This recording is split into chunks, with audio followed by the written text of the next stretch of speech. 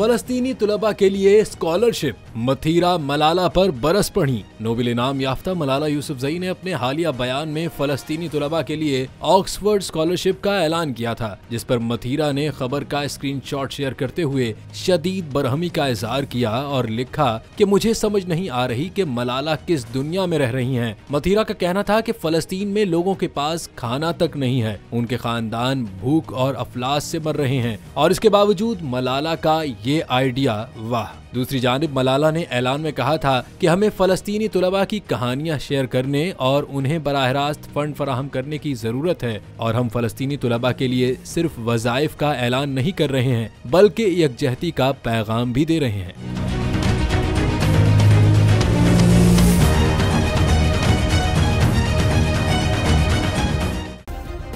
Subscribe करें और bell दबाएं ताकि कोई खबर रह न जाए।